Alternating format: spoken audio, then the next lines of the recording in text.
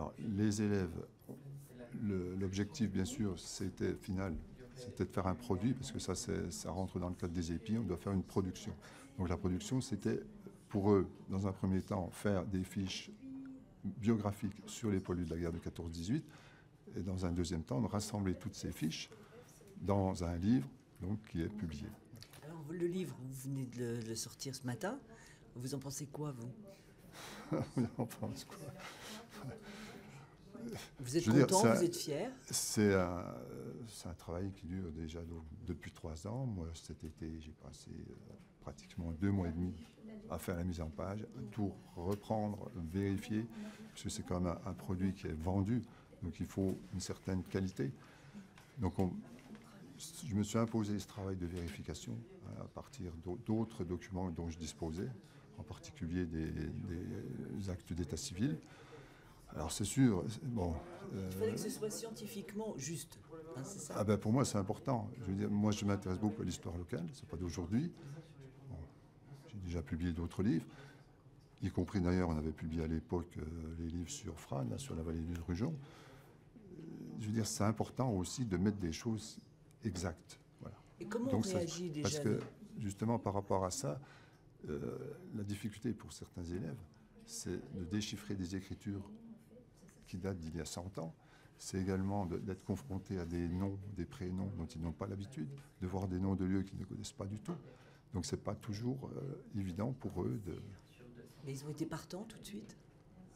Partants, c'est sûr que sur une classe, il y a ceux qui sont partants, ceux qui le sont moins, etc.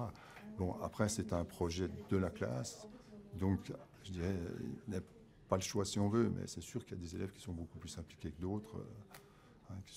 Alors vous, en tant que professeur documentaliste, vous leur avez montré qu'il fallait être extrêmement rigoureux quand on traitait de l'histoire.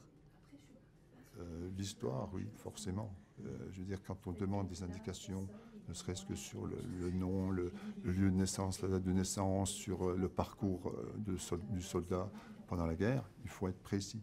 On ne peut pas se contenter de choses comme ça. Donc on est obligé D'être rigoureux. d'être rigoureux. Ça, c'est... Oui. Dans toute recherche, il faut être rigoureux. Oui. Qu'est-ce que vous pensez que ça leur a apporté à ces jeunes qui ont aujourd'hui 15 ans? Ce que ça leur a apporté, moi je pense... Enfin, à un moment donné, je me souviens, parce qu'une élève qui me disait « Mais pourquoi on fait ça, ces soldats? On ne les connaît pas, voilà. » Je lui dis « Mais c'est pas une histoire de ne pas connaître. Pour moi, c'est...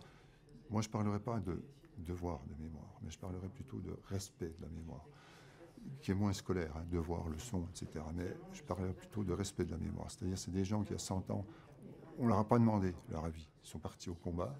Hein, je dis à l'élève, mais ça pourrait être ton frère, le plus âgé. Le plus jeune des poilus, qui est mort à Pontarlier, avait 17 ans et 7 mois. 17 ans et 7 mois.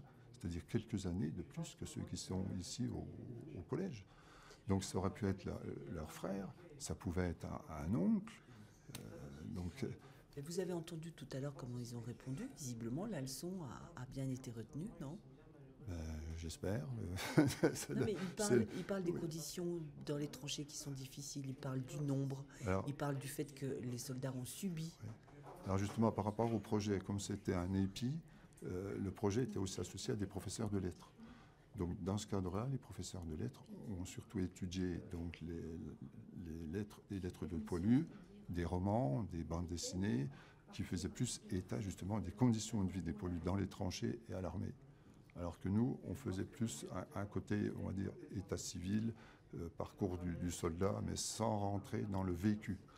Tandis qu'en lettres, ça leur a permis justement de vraiment... Oui, ils ont retenu quand même la leçon du vécu de ces soldats. Oui, d'après leurs propos, il y a des choses quand même qui les ont choqués, hein, l'histoire des poux, de la saleté, de la boue, des bombes, etc. On sent une certaine empathie de ces jeunes vis-à-vis de ces soldats morts pour la France. Alors c'est sûr pour eux, tous les soldats qui ont été traités sont des soldats qui sont originaires de Pontarlier ou des villages environnants. Donc il y a une proximité qui fait que les élèves forcément sont intéressés. Et certains ont voulu faire le soldat qui portait leur nom de famille, ou un cousin, ou un... Donc on sent quand même qu'ils ont été touchés par l'histoire. Ah, pour certains, oui.